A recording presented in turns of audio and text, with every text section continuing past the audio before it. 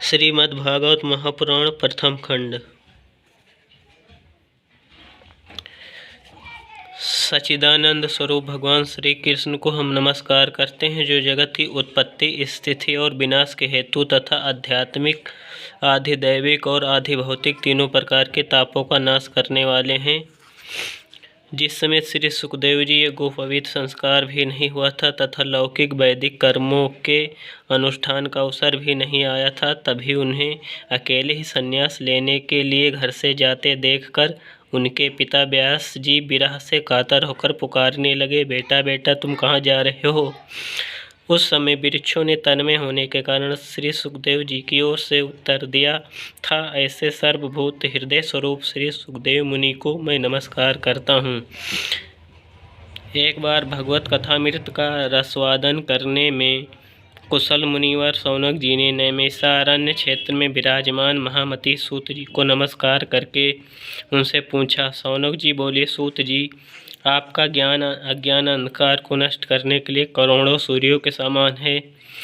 आप हमारे कानों के लिए रसायन अमृत स्वरूप सार गर्भित कथा कहिए। भक्ति ज्ञान और वैराग से प्राप्त होने वाले महान विवेक की बुद्धि किस प्रकार होती है तथा वैष्णव लोग किस तरह इस माया मोह से अपना पीछा छुड़ाते हैं। इस घोर कली काल में जीव प्रायः आसुरी स्वभाव के हो गए हैं।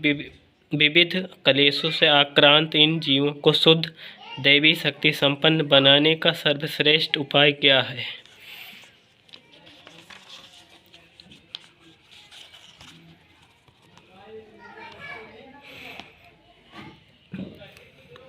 सूत जी, आप हमें कोई ऐसा शाश्वत साधन बताइए जो सबसे अधिक कल्याणकारी तथा पवित्र करने वालों में भी पवित्र हो तथा जो भगवान श्री कृष्ण की प्राप्ति करा दे।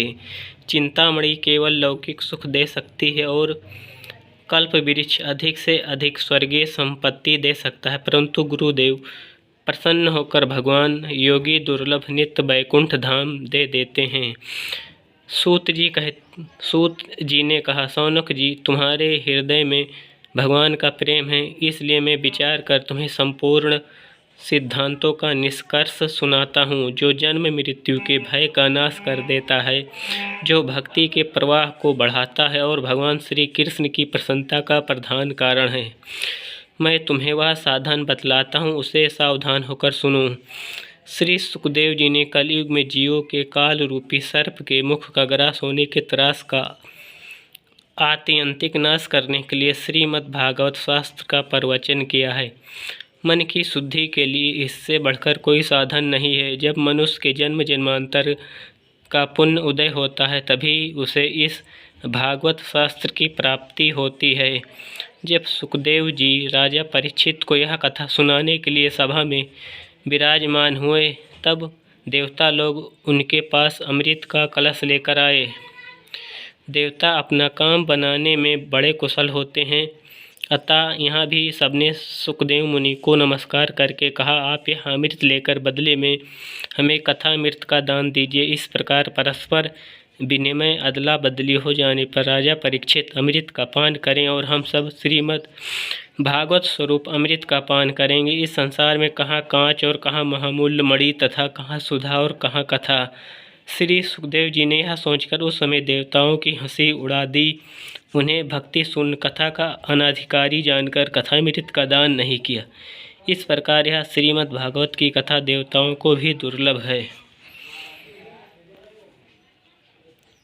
पूर्व काल में श्रीमद् भागवत के श्रवण से ही राजा परीक्षित की मुक्ति देखकर ब्रह्मा जी को भी बड़ा आश्चर्य हुआ था।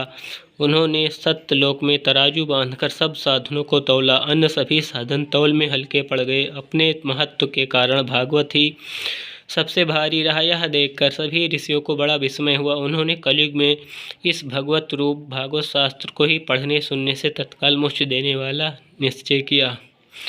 सप्ताह विधि से श्रवण करने पर यह निश्चय भक्ति प्रदान करता है। पूर्व काल में इसे दयापरायण सनकादि ने देवर्षि नारद को सुनाया था। यद्यपि देवर्षि ने पहले ब्रह्मा जी के मुख से इसे श्रवण कर लिया था, तथापि सप्ताह श्रवण की विधि तो उन्हें सनकादि ने ही बताई थी। शौनक जी ने पूछा। सांसारिक प्रपंच से मुक्त एवं विचरणशील नारद जी का सनकादि के साथ संयोग कहाँ हुआ और विधि विधान के श्रवण में उनकी प्रीति कैसे हुई? सूत जी ने कहा, अब मैं तुम्हें वह भक्ति पूर्ण कथानक सुनाता हूँ जो श्री सुखदेव जी ने मुझे अपना अनन्य शिष्य जानकर एकांत में सुनाया था। एक दिन विशालापुरी में वे चारों निर्मल ऋषि सत्संग के लिए आए। वहाँ उन्होंने नारद जी को देखा। सनकादिक ने पूछा, ब्राह्मण, आपका मुख उदास क्यों हो रहा है? आप चिंतातुर कैसे हैं इतनी जल्दी? आप कहाँ जा रहे हैं और आपका आगमन कहाँ हो रहा है, कहाँ से हो रहा है? इस समय तो आप उस पुरुष के समान व्याकुल जान पड़ते हैं जिसका सारा धन लुट गया हो। आप जैसे आसक्ति रहित पुरुषों के लिए यह उचित नहीं है। इसका कारण बताइए। नारद जी ने कहा, मैं सर्वोत्तम लोक समझकर पृथ्वी में आया था। यहाँ पुष्कर, प्रयाग, काशी, गोदावरी, नासिक, हरिद्वार, कुरुक्षेत्र, श्रीरंग और सेतुबंध आदि कई तीर्थों में इधर उधर विचरता रहा, किंतु मुझे कहीं भी मन को संतोष देने वाली शांति नहीं मिली। इस समय अधर्म के सहायक कली युग ने सारी पृथ्वी को पीड़ित कर रखा है।